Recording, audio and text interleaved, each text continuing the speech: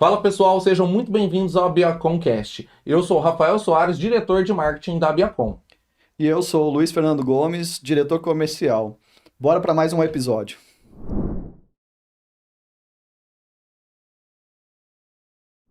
Fala pessoal, tudo bem? Então nós estamos aqui em mais um episódio do Abiaconcast. É um prazer, como sempre, recebê-los e já pedir aquele favor que vocês já sabem, né? Compartilhe aí o conteúdo, siga nós em todas as redes sociais e faça esse conteúdo chegar no máximo de empresários possíveis, né? No máximo de lojistas para a gente conseguir cada vez mais levar uma boa informação. Estou aqui com meu parceiro mais uma vez, Luiz, você tá bom? Melhor agora, Rafa. Então tá bom demais. Hoje a gente vai conversar de um assunto que tá muito em alta, né, Luiz? Exatamente. E é uma dúvida. A gente também, hoje eu tô muito como um aprendiz aqui também, né? Nós dois vamos aprender aqui sobre esse tema. Coisa boa, coisa boa. Eu vou deixar você fazer as honras então e apresentá-lo. Então vamos lá. Nós trouxemos aqui, né, o nosso amigo, né? Posso dizer assim, a gente já se conhece há bastante tempo. Tá na Biacom há bastante tempo também, nosso diretor jurídico, né? Por muito tempo na Biacom, hoje membro do conselho. Doutor Guilherme Martins, que é especialista, tributarista, conhece muito da reforma tributária, né? Um assunto em alta e nada mais especial a gente trazer um cara que conhece muito do tema para falar, para explicar para gente, para quem é leigo, Isso né, aí. que tá por vir aí com essa reforma tributária, né, principalmente para o impacto no e-commerce, né. Boa. Doutor Guilherme, por favor, se apresente, fale um pouco do que você tem feito aí através da Biacom, dentro desse tema aí que é tão relevante para nós. Vamos lá. Obrigado, Rafa. Seja Obrigado, bem-vindo. Luiz. Convite, uma grande satisfação poder atender esse convite. Uma grande satisfação poder falar para o público do comércio eletrônico, especialmente para o público da Biacom. Completo 10 anos de Biacom agora em 2026, então a gente tem uma história já bastante legal em relação ao apoio ao desenvolvimento das frentes tributárias relacionadas ao comércio eletrônico. E acho que a ideia é dividir um pouquinho disso, né, com o nosso público e trazer um pouquinho dos cuidados, né? A gente está falando de uma reforma muito importante, muito significativa, que talvez esteja ainda sendo subdimensionada. Uhum. Eu acredito que possa ser o evento econômico mais importante desse país, estrutural, econômico, desde o Plano Real. Eu acho que tem um poder transformador enorme e eu não sei se todo mundo está conseguindo visualizar isso. Então, vai ser uma satisfação poder bater um pouquinho de papo com vocês. Me apresentando rapidamente, eu sou advogado, tributarista, atuo na área há aproximadamente 20 anos. Sou mestrando ainda, estou terminando, né, meu mestrado em Direito Tributário pela Fundação Getúlio Vargas. Inclusive, a minha dissertação é a responsabilidade tributária das plataformas digitais, não poderia ser diferente, né? Não poderia deixar de abordar e explorar cientificamente um tema relacionado ao nosso universo. E estou à disposição aí para conhecer as dúvidas e poder ambientar um pouquinho sobre essa reforma importante que nos aguarda. Boa. Legal. Eu acho que é legal também, né, Luiz? Você comentou, né, que o Dr. Guilherme participou de muitas iniciativas e muitas ações junto à Biacom, né, na construção. Eu acho que é legal a gente. É isso, conta pra gente, doutor Guilherme, que o senhor participou, né, de várias. Quando começou a discutir, né, a reforma tributária, o senhor teve principalmente, né, representando a Biacom ali dentro dessas discussões no Congresso, né? Conta um pouco aí das participações, o que teve, antes da gente começar já de fato como é que ela está sendo tratada agora esse ano, né? Tá bom, tá bom. Só antes, a gente além de tudo é amigo, então não precisa me chamar de Ah, senhor. beleza.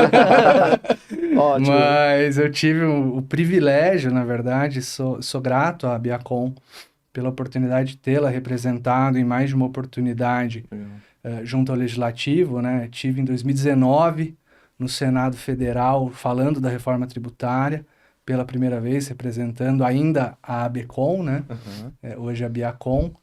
Mais recentemente, né, após efetivamente a aprovação da emenda constitucional 132, pude participar, a associação pôde ativamente participar mediante a minha representação desse processo de construção da legislação. A ABCom trouxe ou levou 5 sugestões de pauta em relação aos aspectos operacionais do IBS e da CBS, desses novos tributos que foram instituídos, e 4 desses pontos vieram a ser, inclusive, objeto de alteração normativa. Então, a Biacom teve uma participação efetiva nesse processo. Bacana, realmente é importante falar, porque às vezes os nossos associados, né, quem procura se associar, às vezes não sabe a nossa representatividade, né? Então, assim, você vê, nós estivemos lá na hora que estávamos debatendo, né, a reforma tributária, antes da aprovação, sugerimos alguns pontos, né, através aí do Dr. Guilherme, e, né, como ele falou, tivemos contribuição com isso, né? Ou sempre vendo o lado do empresário, né, doutor? Exatamente. E doutor, em tese, assim, para nós mais leigos não versados no direito, vou usar algumas palavras chiques aqui também, mas o que consiste a principal mudança, assim, o que a reforma vai mudar, assim, de primeiro impacto, vamos dizer, no cenário, assim? Vamos lá, a gente tem um modelo de tributação sobre o consumo muito fragmentado. Quem não está habituado com a pauta fiscal, existem basicamente 3 fontes de arrecadação. Certo. 3 fontes pelas quais o Estado consegue tributar e receber dinheiro do particular e custear a sua atividade. Patrimônio, né? Renda e, por fim, o consumo. Tá? Então, aliás, patrimônio é sinônimo de propriedade, né? Então, Certo. você tem um carro, você vai pagar tributo sobre isso. Você tem uma casa, você vai pagar tributo sobre isso. Renda, né? Imposto de renda, CSL, a gente conhece bem. E o consumo. O consumo ele acaba sendo uma fonte muito útil de arrecadação, porque as pessoas não percebem de forma tão direta que estão sendo tributadas. Então, quando eu compro um copinho d'água, eu vou pagar R$5, ali dentro tem ICMS, tem IPI, certo. Pode ter PIS/COFINS, muito provavelmente, mas eu não me sinto pagando tributo quando eu compro essa água. Eu não tenho essa percepção imediata. Quando eu pago o DARF do imposto de renda, aquilo é muito mais óbvio. Quando eu tenho uma retenção de imposto de renda retido na fonte, isso também fica muito mais evidente. Então, é uma forma, de certo modo, de fazer uma tributação sem que o contribuinte perceba, né? Por isso a gente tem a figura do contribuinte de direito de fato. Contribuinte de direito à empresa, aquele que faz o recolhimento, a arrecadação. E o contribuinte de fato é o consumidor, que no final do dia aquilo vai estar embutido no preço e ele vai pagar. A gente está falando de uma reforma que alterou especialmente a tributação sobre o consumo. Hoje nós temos 5 tributos incidindo sobre o consumo. Isso é absolutamente incomum no mundo. Tá? Isso é uma particularidade não honrosa nossa. A gente tem o PIS e a COFINS, 2 contribuições federais. A gente tem o IPI também no âmbito federal, que é Imposto sobre Produtos Industrializados. No âmbito estadual, o ICMS, o Imposto sobre a Circulação de Mercadorias, que também incide sobre alguns serviços como comunicação e transporte. E, por fim, no âmbito municipal, o ISS, o Imposto sobre Serviços. Qual que é o problema desse modelo, né? Esse é um modelo que foi pensado lá na década de 60, né? E já naquela época se sabia que não era um modelo dos mais funcionais, e a gente vem convivendo com ele. Além de a gente fragmentar, né, isso em vários tributos, a gente também acaba fragmentando a competência. Então a gente está falando de 3 tributos de competência única da União, um tributo de competência de 27 unidades federadas, né, os estados mais o Distrito Federal, e o outro tributo, que é o ISS, de competência de mais de 5.000 municípios. Quando você junta tudo isso, você acaba tendo um ambiente muito propício para o que se convencionou chamar de guerra fiscal. Então, um estado briga com o outro pela arrecadação, um município briga com o outro, o município briga com o estado em algumas situações. Para trazer um exemplo concreto, quando a gente pensa em atividades de streaming, por exemplo. Certo. Né? Serviço, em regra, ele precisa, para ser tributável, estar na lista anexa à Lei Complementar 116, que é a lei do ISS. Se não está lá, não se tributa pelo ISS. Por outro lado, aquilo claramente não é uma circulação de mercadoria. Resumindo, os dois tentam atrair para si. O mesmo vale para outras situações. Veiculação de publicidade na internet já foi objeto de vários embates. O Estado falava, olha, isso aqui, na verdade, é um serviço de outdoor, é ICMS comunicação. Os municípios falam, não, isso aqui obviamente é um serviço de publicidade. Os dois exigem, você escolhe um que você paga, o outro você defende de auto-infração. Você não foge do auto-infração. É o custo Brasil. Você não vai pagar os dois, porque senão a sua atividade é inviável. Existem outros exemplos, né? Industrialização por encomenda. A União fala, isso aqui é industrialização, IPI, olha o nome, industrialização por encomenda. Né? O município fala, não, isso aqui é um serviço, eu não industrializei algo que é meu, é de terceiro, eu estou fazendo algo por aquela pessoa. E o Estado, no final do dia, fala, tem uma mercadoria aqui, gente. Então, todo mundo quer brigar pela arrecadação. Isso, infelizmente, é uma situação endêmica e comum no nosso país. Sem falar de outras situações, dificuldades conceituais, questões como de FAO e assim por diante, que acabam suscitando muitos litígios tributários no nosso país.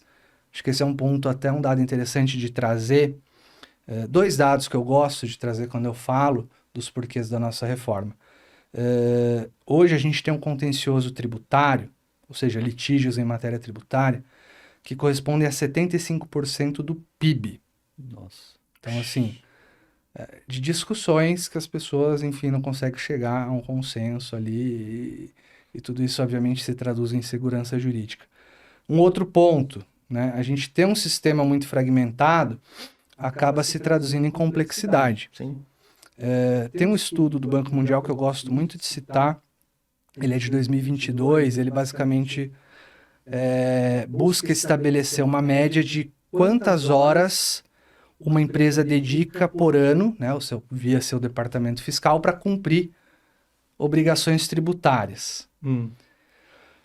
Enquanto a média mundial está ali na ordem de 220 e poucas horas, países membros da OCDE isso cai para 115, 120 horas, e no Brasil a gente gasta 1.501 horas em média só para cumprir a obrigação acessória. Então isso revela a distância que a gente está em relação a outros países em termos de complexidade tributária. Qual que era a ideia original? Pegar esses 5 tributos e transformar em um, que é o IVA, o Imposto sobre o Valor Agregado, que, enfim, a maior parte dos países desenvolvidos, os membros da OCDE adotam, exceção feita aos Estados Unidos, que tem o Sales Tax, que acaba sendo um pouquinho diferente, mas é um modelo mega consagrado, todos os estudos internacionais apontam que é a melhor forma de se tributar o consumo. Não passou o modelo de IVA único por uma questão de força federativa. Os estados falaram, olha, eu não quero perder por completo a minha autonomia financeira. Seria aquele lance da diferença de alíquota também, ou não tem muito... Não, esse é outro ponto. Que depois eu ia perguntar, mas eu falei, deixa eu lá. ver se é isso. Boa. Mas o que aconteceu? Os estados hoje eles têm o ICMS, eles têm uma fonte própria, né, de arrecadação. Então eles não dependem exclusivamente do repasse da União Federal para custear sua própria atividade. Porque eles falaram, se você criar um IVA que fica na mão da União, por consequência, eu ficarei na mão da União. Totalmente, né? Exato. O que existe, né, em termos de tributação para além do ICMS de competência dos estados é absolutamente marginal, não pagaria as contas. Então, eles falaram, não, vamos dividir esse IVA em 2, né? Deram o apelido de IVA dual, e daí se criou a CBS, que é a Contribuição sobre Bens e Serviços, competência da União Federal, e o IBS, que é o Imposto sobre Bens e Serviços, competência compartilhada entre estados, Distrito Federal e municípios, por meio de um comitê gestor. Então, assim, se acomodou os interesses, né, políticos que existiam para além dessa questão de simplificação em si. A ideia é que o IBS e o CBS sejam irmãos gêmeos, né? A gente brinca que são gêmeos siameses, eles são regrados pela mesma lei, então eles têm os mesmos critérios de não cumulatividade, de base de cálculo, de incidência, de regime diferenciado e assim por diante. Então a ideia é que mais ou menos como acontece com o PIS e a COFINS hoje, seja a diferença código de arrecadação. Mas toda a lógica sistêmica seja percebida como uma só, então o contribuinte percebe que está recolhendo um IVA, né, Entendi. como fosse um só. E uma coisa que eu comentei nessa do lance, eu acho que é legal entrar na... que eu já levantei essa bola de diferença de alíquota hoje, né? Isso da reforma, isso também muda, doutor, ou não? Muda. A gente vai dizer tchau pro DIFAL. Aham. Obviamente não vai ser tão já, a gente De tem uma imediato, né? transição, mas acaba com essa ideia, tá? O DIFAL, ele é um remendo, né, muito próprio do ICMS. E ele começa lá em 2011, Uhum. até 2015, na verdade, não existia DIFAL para esse tipo de operação, remessa interestadual B2C. O que se fazia? A gente tributa hoje com base na origem, a gente está mudando para um modelo, depois a gente fala disso, que tributa com base no destino. Então, até 2015, como funcionava? Eu estou em São Paulo, vamos fazer um exemplo até mais concreto, eu estou no Espírito Santo, eu tenho um e-commerce lá e eu vendo para alguém que está aqui em São Paulo. Eu recolhi o ICMS com base na alíquota da origem Certo. e deixava o tributo lá. Os estados de destino, com razão, em termos de justiça fiscal, de repartição de receitas, só, peraí, você está me dizendo que eu dou um duro danado para esse cara ter condições de consumir, eu gero emprego para ele, eu atraio fábricas via desoneração de ICMS, ele tem um emprego, ele começa a ter uma qualidade de vida, na hora de consumir, ele compra do outro estado e o ICMS fica para ele. Isso não está certo, a gente precisa pelo menos dividir. Já existiu DIFAL para outro tipo de operação no B2B, mas enfim. Então, em 2011, contrariando o que estava na Constituição, alguns estados se reuniram e falaram, vamos começar a cobrar uma diferença da alíquota aqui? Uhum. Vamos. Fizeram um protocolo de intenções entre eles e começaram a cobrar um tributo sabidamente inconstitucional. Essa foi o primeiro capítulo, né, da história do DIFAL. Não levou muito tempo, o STF falou, amigão, você não pode, a Constituição Federal fala que tributa com base na origem, sendo certo ou errado, Tá ali, né? lei boa, lei ruim é lei, e é o que está na Constituição. E na época, se eu não me engano, Joaquim Barbosa deu a deixa. Posso estar enganado agora de memória, mas acredito que tenha sido ele. Falou, olha, realmente eles têm razão no sentido de justiça, mas não no sentido de legalidade. Então, eles que busquem o caminho certo para conseguir esse direito. E a partir daí houve um esforço político e se alterou a Constituição, a tal da emenda 87. E aí vem o segundo capítulo do DIFAL, né? Que é uma história bastante conturbada. É uma novela conturbada. Daí começaram, a Abiacon, né? Ela promoveu uma ADIM na época, né? Exato. Que se sagrou vencedora, porque a forma que se exigia o DIFAL naquela época era inadequada. Depois veio a terceira onda do DIFAL. Mas é mais ou menos isso. E uma coisa assim, que a gente vê, até que o senhor comentou ali, você, né? Você comentou ali no começo na questão de meio subestimado, né? Ainda assim, pelo mercado. Você crê que seja mais pela falta do conhecimento do que vai acontecer, por exemplo, por parte de lojistas e por parte... Por exemplo, vou dar um exemplo assim de dia a dia que eu vejo lá nas operações. Se chega hoje para conversar em muitos lugares, até escritórios de contabilidade, etc., eles também ainda estão meio desintonizados. Isso você vê que é uma coisa que ainda, não sei se a gente pode chamar de normal, né? Mas que ainda está no tempo de isso ser amadurecido, ou o pessoal já devia estar um pouco mais informado. Como que deveria ser isso? Com base que os lojistas já precisariam estar sabendo mais ou não? Eu acho que sim, deveriam estar sabendo mais, deveriam estar olhando com mais atenção para isso. Mas acho que existe uma culpa concorrente aqui, uma soma de fatores. Certo. Tem o fator cultural. Me lembro muito quando veio a Lei Geral de Proteção de Dados. Assim. né? Fala, tem multa? Não, então Então eu deixa, vou olhar né? quando tiver multa. Agora vai ter multa mês que vem? Ou preciso resolver isso aqui. É verdade. Então, tem esse aspecto de, esse ano é teste? Não, então ano que vem, quando estiver valendo, eu me preocupo com isso. Existe o elemento de o próprio governo estar ligeiramente atrasado com a regulamentação. Isso dá o conforto para a pessoa falar, cara, mas não tem nem alíquota, como é que eu vou quantificar isso? Eu não sei se é 28, se é 26, se é 30. O governo não sabe, ninguém consegue dizer ainda. Então, acho que isso também acaba estimulando esse comportamento que não é exclusivo dos pequenos, os médios estão exatamente na mesma situação, e os grandes estão num processo de estudo ainda.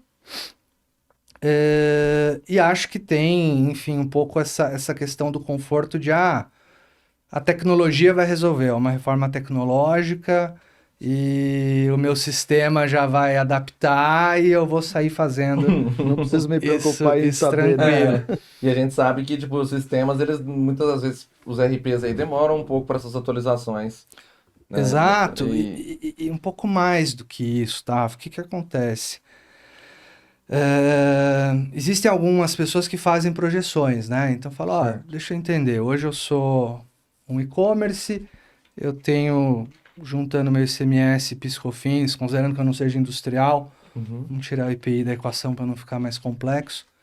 Eu tenho uma carga aqui de 18, que na verdade é 21 porque o cálculo é por dentro, tenho 9,25 de PIS/COFINS, tenho uma carga mais ou menos ali de 30,25 e tenho X de crédito. Pegando o novo panorama, eu vou estar classificado no regime ordinário, num regime específico, num regime diferenciado para cada tipo de operação. Isso me dá uma alíquota base que pode ser de 28 e eu vou ter tanto de crédito. Ok, você comparou carga com carga. O que fazer com esse dado a partir daí? Acho que aí está a grande sacada, a inteligência e a diferença de quem vai se valer disso para ganhar mercado e de quem vai esperar a onda passar para ver o que acontece. Se dá pé, se não dá, se vem um bote para salvar depois. Porque se eu concluo que o preço do meu insumo vai aumentar, eu preciso começar a me movimentar. Se eu concluo que o meu produto vai ter uma margem diferente do que tem hoje mantendo o preço, eu consigo me reposicionar de uma forma que vai além do tributário. Sim. Falar, tá, mas e se eu mantiver minha margem com preço menor, eu consigo ganhar um mercado tal, de tal forma. E vou para um ponto mais importante, ou tão importante quanto. A gente sabe que hoje, isso para e-commerce é especialmente verdade, a gente tem N empresas com centros de distribuição em Extrema, Minas Gerais, Sim. em Cariacica, né, no Espírito Santo, ou em Santa Catarina, quando tem importação junto, por conta de benefício fiscal do ICMS. Esses benefícios irão acabar. Lembra, a gente não vai mais tributar com base na origem, a gente vai tributar com base no destino. Não importa onde eu estou. Importa para onde vai. O que determina a carga tributária é onde está o meu consumidor, o meu cliente. Faz sentido eu continuar em Extrema? Faz sentido eu continuar no Espírito Santo? Talvez faça. Mas eu preciso fazer conta, eu preciso tirar o elemento tributário da equação. E talvez só a geolocalização que vai ser por uma questão estratégica mesmo. Né? Exato. Essa é a tal da neutralidade tributária. Esse é um dos Certo. princípios basilares dessa reforma. Simplicidade, transparência, cooperação, justiça fiscal, neutralidade e proteção ao meio ambiente. Para mim, a neutralidade junto com a simplicidade são os mais importantes. O que é neutralidade? O elemento tributário deixa de ser um fator decisório em termos econômicos. Entendi. A tributação é neutra, a tributação não impacta, eu não penso em tributação. Eu penso em impacto logístico, eu penso em supply, eu penso em frete, eu penso em mão de obra, mas eu não vou mais pensar em benefício fiscal do ICMS. Então isso redesenha tudo. Sim. E as pessoas ainda não estão se movimentando com a velocidade que deveria em relação ao sistema. Cara, faz sentido eu imobilizar uma operação gigantesca num estado tal por conta de benefício? que a partir de 2033 não existe mais, talvez faça, Aham. mas eu preciso fazer conta. Precisa Eu estudar preciso fazer e conta. analisar, Tem gente que já né? imobilizou, fala, cara, não tem o que fazer, já tá aqui. né? Tá, até que ponto isso paga frente a um deslocamento? Isso tem que ser estudado. E eu não vejo isso acontecendo, entendeu? Eu não tô falando de comparar alíquota com alíquota. Eu tô Aham. falando de comparar efeito. É. E o impacto na sua, assim, na sua análise e tudo, ele vai impactar assim, em primeiro momento mais o grande ou o pequeno nesse caso? Ou é meio parecido, talvez? Depende de quão pequeno. Essa é Uhum. uma observação importante de se lembrar. Eu costumo brincar, e não é brincadeira, mas Aham. existem duas entidades nesse país que são sacras, que ninguém consegue mexer com elas. Uhum. O Simples Nacional e a Uhum. Zona Franca de Manaus. Zona Franca, não por acaso, o IPI era para morrer, né? O IPI é a fênix do nosso direito tributário. Uhum. Lembra que era 5, vai embora? Na verdade, a gente não trocou 5 por 2, tá? Eu vou até fazer essa Isso é essa importante, questão. Existe o IBS e CBS, mas tem o imposto do pecado, imposto seletivo, tá? Ah. E o IPI, ele não morreu. Uai, aí... Ele vai respirar por aparelhos para manter o diferencial competitivo da Zona Franca de Manaus. Porque o IPI é um dos principais, se não o principal vetor de benefício fiscal da Zona Franca. Se eu mato o IPI, eu deixo a Zona Franca manca. Não vou dizer que eu mato a Zona Franca, mas eu deixo ela aleijada. Então, optou-se por manter o IPI para as industrializações em que haja produção Na Zona Franca. na Zona Franca e a alíquota ser superior a 6,5%. São os dois critérios. Se for abaixo, fala tchau IPI. Se for acima, continua existindo. Então, não é verdade que ele acaba. O governo diz que para 95% das situações vai ser alíquota zero, como se ele não existisse. Eu não sei dizer se esse dado é concreto ou não. Uhum. Mas falando do que importa para a nossa realidade, Simples Nacional. Existia uma ideia de se acabar com o Simples Nacional, etc. E isso é absolutamente impopular, isso não tem como voar. Então, de fato, não voou. O Simples continua existindo tal qual ele é hoje, Correto. com a única diferenciação de que a cada 6 meses, o optante pelo Simples ele pode decidir se paga IBS ou CBS de forma destacada, pelo modelo ordinário. Hoje, como funciona o Simples? É uma guia única de arrecadação, o DAS, que quando você olha no detalhe, ela tem a composição dos tributos. Uhum. Então fala, tanto é PIS, tanto é COFINS, tanto é ICMS, tanto é tal coisa. Vai ser a mesma coisa, vai ter um tantinho ali de 2%, geralmente é assim, de IBS e CBS, né, em vez de PIS, COFINS e ICMS.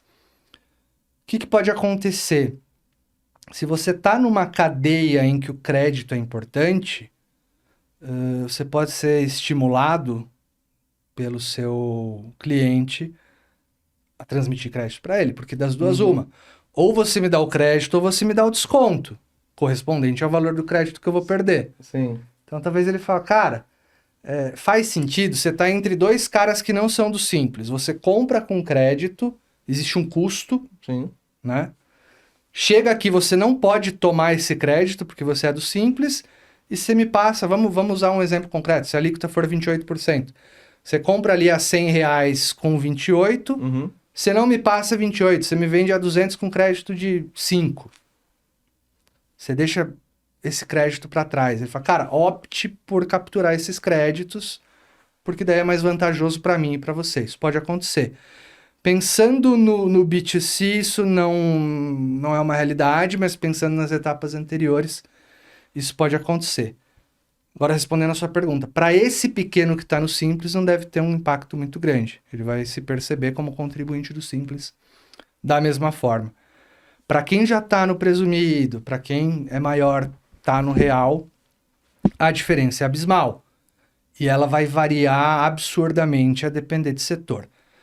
Falando de uma forma muito, muito, muito geral, o que se espera?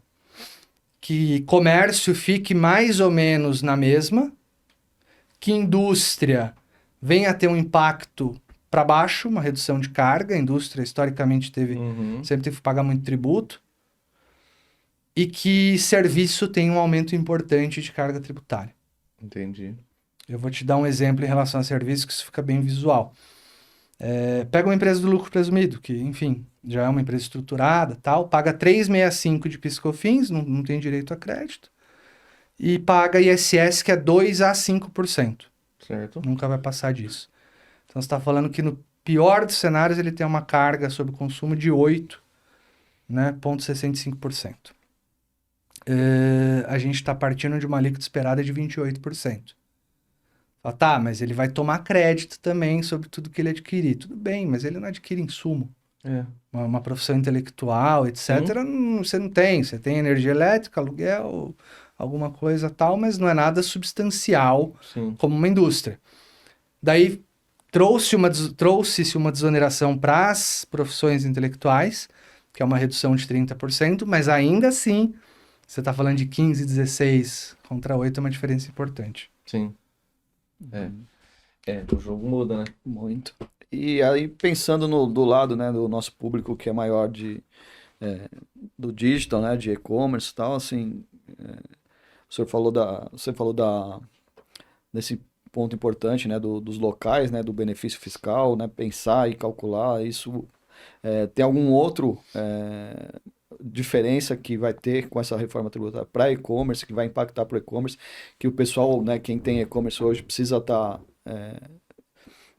analisando, estudando, né, ou não vai mudar muito, ou seja, especificamente para o nosso mercado? Sim.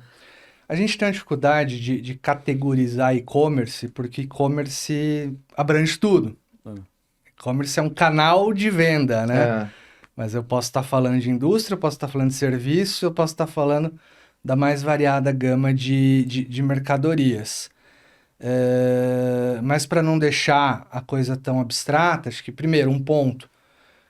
O e-commerce ele tem uma dificuldade particular que é conseguir divulgar o preço antes de saber o destino. Lembra que a tributação é com base no destino? Uhum. São Paulo, e vamos lá, como é que é? Uma combinação de alíquotas. O CBS da União é uma só. Certo. Né? Então vamos falar que a União pôs a alíquota dela, eu vou fazer uma conta para ficar simples, não que seja esse o número, de 10%. Tá bom, a gente sabe que a União é 10%, isso não vai mudar. Estado, São Paulo colocou 10 também. Estado. E a cidade colocou 10. Quando eu junto 10 com 10 com 10, eu tenho 30. 10 de CBS, 20 de IBS, alíquota conjugada do estado e do município. De novo, exemplo, não saiam correndo achando que vai pagar 30%, a gente não sabe ainda qual vai ser a alíquota. Exatamente. Eu vou uns quilômetros adiante em Barueri, Barueri falou que é 8. A gente sabe, Barueri se desenvolveu muito em termos de serviço, porque em vez de tributar ISS a 5, tributar 2. Não seria absurdo que ele falasse, eu não vou cobrar 10, vou cobrar 8, dentro do nosso exemplo. Osasco tem outra. Minas não cobra 10, cobra 9. E daí em Pouso Alegre é 7. E eu tenho que conjugar essas alíquotas. Como eu faço isso se eu não sei para quem eu estou vendendo? Pode ser uma pessoa literalmente qualquer canto desse país. E essa é uma dificuldade que, obviamente, a gente conta com o governo. Se o governo não trouxer essa base, isso não é factível. E aí a gente tem uns caminhos, né? Que ainda isso está numa fase de discussão. Coloca a alíquota estimada, né? Tributo estimado, sujeito a variação conforme o destino. Você põe uma carga média, que é a carga padrão sugerida. Ou você não põe o tributo e avisa que o preço é líquido de tributos. Porque a precificação vai afetar muito, né? Na hora de formar a precificação final ali também. Vai. E pode gerar, saindo um pouquinho até da nossa realidade, mas algumas distorções, como o movimento de alguns segmentos irem para cidades que margeiam as capitais. Então não é absurdo se a partir de 2033 você, em vez de ir no supermercado A de São Paulo, você vai no supermercado A de Osasco, porque talvez a alíquota de lá seja menor e se reflete em todos os produtos. E eu tributo com base no destino. Isso pode acontecer. Então talvez uma rede que vende, né, material de construção, em vez de estar na Aham. Marginal Tietê, ele vai um pouquinho mais e fica fora do perímetro urbano de São Paulo para poder oferecer um preço melhor. E as duas da mesma rede, com o mesmo markup, etc. Da cidade vizinha vai ter preço melhor. Isso pode acontecer porque a tributação é com base no destino. Outro ponto que é muito importante, tá? E isso vale pro comércio eletrônico, enfim, para todos de forma geral. A gente sai de um modelo que tinha uma não cumulatividade que não funcionava, né, para um modelo de não cumulatividade plena. E o que isso significa? Para quem não está habituado como um tributário. Existe uma ideia de o tributo ele não incidir em cascata. Então, o tributo ele vai incidindo em cada etapa, né, do processo industrial. O insumo ele é, né, tirado ali como commodity, ele sofre uma industrialização, ele tem tributação. Ele é levado para o atacadista, ele tem tributação. Ele vai para o varejista, ele tem tributação. Ele vai para o consumidor, ele tem tributação. Se eu cobrasse o tributo cada vez, né, eu ia ter o que se chama de efeito cascata, tributo incidindo sobre tributo. Uhum. Né? Porque aqui era 100, virou 110 com tributo, virou 120. Para se evitar isso, o que se idealizou fazer? Por isso, imposto sobre valor agregado. Eu tributo o valor que foi agregado de uma etapa para outra. Ah, tá. Então vamos lá, eu importei por 100. Eu vendi, eu paguei, né, um imposto sobre 100. Vamos usar um exemplo de 10% para ficar fácil. Uhum. Saiu por 110. Só que gera 10 de crédito. Então eu estou adquirindo a 110, mas eu tenho 10 de crédito. Se eu vendi do meu importador para a próxima etapa, para o varejista, eu sou um atacadista a 200, Uhum. a alíquota é 10, 10 de 200 é 20. Quanto que eu tenho que pagar? 20 menos 10, porque eu tinha o crédito. Então eu Entendi. neutralizo o impacto da etapa anterior. E o varejista vendeu a 400, 40 menos 20, ele vai pagar 20. Só que essa não cumulatividade ela não funcionava bem no Brasil. Por quê? Porque existiam créditos fictícios, benefício fiscal. Falou, vem aqui que eu te dou crédito, que é o tal do crédito presumido. Então você gera crédito fictício. Existe o contrário também, várias restrições. Falou, esse bem aqui é material de uso e consumo, você não pode tomar crédito. Ativo imobilizado você tem que tomar ao longo de 48 meses, assim por diante. Então, tudo isso deixava a nossa não cumulatividade meio capenga, então você tinha um tributo que ele não era exatamente não cumulativo. Agora, não. A ideia é que tudo dá crédito, exceto aquilo que é manifestamente de uso e consumo pessoal. Então, comprei um charuto, Uhum. eu não vou poder tomar crédito. Que- Mas, por exemplo, uma coisa que antes não dava crédito, agora dá. Eu contratei uma consultoria tributária. Né? Isso não era insumo para fins de PIS/COFINS. Não dava crédito de ICMS porque incide ISS, que é cumulativo. Agora não. Putz, você gastou com uma consultoria, seja econômica, seja de marketing, seja, enfim, o que for, você tem direito a crédito sobre aquele custo. Então, quando você for pagar seu tributo, você vai ver na sua escrita. Falar, eu gastei lá 100 com o meu advogado, veio 15 de crédito, e agora quando eu vender minha mercadoria ou prestar meu serviço, eu vou deduzir aquele tributo que foi recolhido pelo meu prestador quando me ofereceu o serviço. Uhum. Isso é muito importante, isso remodela por completo o nosso sistema. Você falou, né, da importação, né? Aí vamos falar um pouco o impacto no cross-border, né? Essa unificação, essa mudança, a reforma, qual é o impacto no cross-border? Vai facilitar, vai melhorar, vai incentivar que se importe mais ou exporte mais? Tá. Falando assim, né, do Uhum, cross-border. uhum. Acho que um primeiro ponto, Luiz, a gente não mexeu ou não se mexeu via reforma tributária no imposto de importação. Então ele continua como ele é. Você viu que eu nunca falei dele até agora. Uhum. Questões de ex-tarifário, enfim, essas questões de comércio exterior, a princípio elas não são afetadas pela reforma. Onde que a reforma ela vai tangenciar esse tema? quando trata-se de IBS-CBS. Hoje, quando eu importo, além do imposto de importação, eu pago PIS/COFINS importação, eu pago ICMS importação. Agora você vai pagar CBS e IBS no lugar, com a mesma dinâmica dos créditos. E um ponto que é muito importante, né? As exportações continuam sendo desoneradas, já eram. Uhum. Então a gente tem uma política de estímulo à exportação, que também é uma forma de neutralidade. O mundo todo tributa destino, tá? Só o Brasil que tinha essa ideia de tributar a origem. Uhum. Então qual que é a ideia? Eu estou mandando um tributo, uma mercadoria para fora, um produto. A ideia é que ele não tenha oneração fiscal no Brasil. Primeiro, para estimular que ele vá. Segundo, porque ele vai ser tributado lá.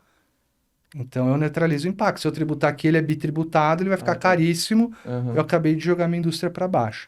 Então, isso se mantém. Um ponto muito importante para nós é quando a gente pensa em plataformas digitais e sellers estrangeiros. Uhum. Isso foi completamente redimensionado pela reforma. O Brasil ele acabou indo para um modelo que é bastante próximo do que a OCDE recomenda.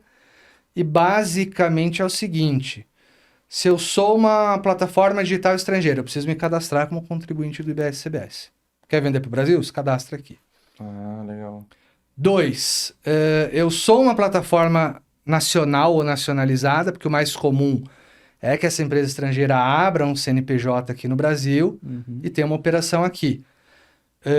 Mas eu tenho sellers que estão fora do Brasil, que estão na China, que estão nos Estados Unidos, onde quer que seja. Legal. Plataforma. Cara de fora, você é responsável pelo pagamento dos tributos. De forma solidária ao adquirente. Então a plataforma responde pelo IBS-CBS sobre aquela venda. Né? Hoje ainda existe discussão sobre isso, mas geralmente fala, não, eu sou prestador de serviço, eu sou um aproximador de pessoas, eu pago ISS, ICMS é coisa de vendedor, eu não vendo nada. Uhum.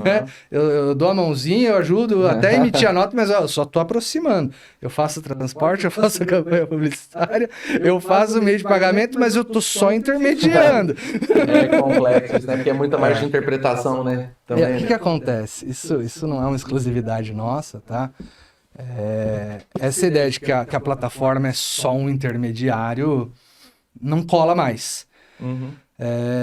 A OCDE fez um estudo, ela basicamente avaliou todas essas vendas que ocorrem no ambiente online e concluiu que 2/3, 67% de todas as vendas que ocorrem no e-commerce se dão por meio de plataformas digitais, Uhum. se dão via plataforma digital. A conclusão é, se o e-commerce é um show, o personagem principal é a plataforma digital. Tanto que a nossa principal plataforma digital, né, isso acho que pode ser dito, né, o Mercado Livre tem valor de mercado superior à Petrobras. Uhum. Isso diz um pouco sobre a magnitude desse negócio. Você não está só aproximando pessoas, você está fazendo bastante coisa. Então, nada mais justo que você coopere também com o compliance fiscal, que é essa ideia de justiça, de tributação cooperativa. Então, traz-se a plataforma para que ela coopere com a arrecadação do vendedor, que na maior parte das vezes é pequenininho, diferente dela. Entendi. Quando esse vendedor está no Brasil, a plataforma responde pelo imposto, ela pode responder se ela não cuidar do compliance. Se ele não emitiu o documento fiscal e ela permitir a venda, então o cara não emitiu a nota, e mesmo assim ela não travou, não falou, cara, aqui você só vende emitindo nota, a não ser que seja nano empreendedor, mas isso é outra história. Uhum. Ela responde pelo tributo do seller, não só o dela, de forma solidária. Além disso, a legislação avançou para estabelecer que a plataforma ela pode ser a substituta de forma voluntária. Ela pode falar, ó, deixa comigo, eu vou pagar o imposto dele, contanto que haja anuência do vendedor. Essa também é uma inovação importante. E para não me estender muito aqui, também a gente avançou em trazer uma lista negativa e positiva para classificar a plataforma digital. Por incrível que pareça, de novo, a gente está falando de empresas com valor de mercado superior à Petrobras, que não tinham regulamentação legal. O que é plataforma digital? Quando você olha no KNAI, é isso, é intermediador de negócios. Uhum. Né? Quase um corretor ali, um agente autônomo e tal. Então, a legislação também avançou para definir o que é uma plataforma digital. Plataforma digital é aquele que controla os aspectos essenciais da operação, relacionado a meio de pagamento, preço, mas aquele que, por exemplo, só faz a divulgação, aquele site de anúncio, Aham. e que não é remunerado pelo resultado do negócio, ou seja, vendendo ou não, né? Vou trazer um exemplo, Web Motors, eu anunciei meu Sim. carro, ele não quer saber se eu vendi ou não, ele está pagando para eu poder divulgar ali, difundir o que eu quero fazer. Ele não tem um compromisso com o sucesso da minha venda, ele não ganha dinheiro se eu vender. Esse cara não é considerado uma plataforma digital, ele é um mero site de anúncio. Uhum. Agora, uma plataforma tradicional, que é aquela que, olha, você vendeu, eu tenho X% do valor da venda, Aí já aí é uma plataforma. entende? É muito bom, interessante, Luiz. Bacana. Eu acho que dá assunto pra gente fazer mais uns. Tava 3. pensando nisso, a gente vai ter que chamar o Dr. Guilherme É, para mais um episódio pra gente ir detalhando, porque é um assunto muito complexo. e é né? muito esclarecedor, grande. né? Eu acho muito importante. Doutor, mas infelizmente eu tenho que trazer a notícia que a gente está encerrando o nosso episódio, né, Luiz? Exato. Mas eu gostaria de agradecê-lo, né, por essa troca conosco aqui. Em breve nós vamos trazer também mais conteúdos, né, Luiz? Não só aqui no YouTube, mas também dentro das redes sociais. Nós vamos convidar, inclusive, o doutor para estar com a gente também produzindo algum desses conteúdos. E também, se tem alguma dúvida específica, né? Manda pra gente aí, Manda né, pra nos gente comentários nos também. comentários aí, a gente pode pegar com o Dr. Guilherme e responder aí alguma Com dúvida certeza. específica que a gente não abordou, porque o tempo é curto aqui, né? É isso aí. E a gente pode mandar tanto aqui no YouTube quanto nas outras redes que vocês estiverem vendo os cortes, tá? Que a gente vai fazer chegar com o doutor e a gente também traz essa resposta para vocês aí dentro das mídias. Do mais, vocês já sabem. Continuem compartilhando e levando para quem faz sentido esse conteúdo. Doutor, mais uma vez, muito obrigado pela Eu sua que presença, agradeço. viu? Foi uma alegria estar com vocês hoje. Obrigadão, Luiz. Obrigado Obrigado. por mais esse episódio juntos aqui. E vamos Viu? para mais aí, acompanhe que a gente vai trazer bastante coisa, né? É isso aí, gente. Do mais é isso. Muito obrigado.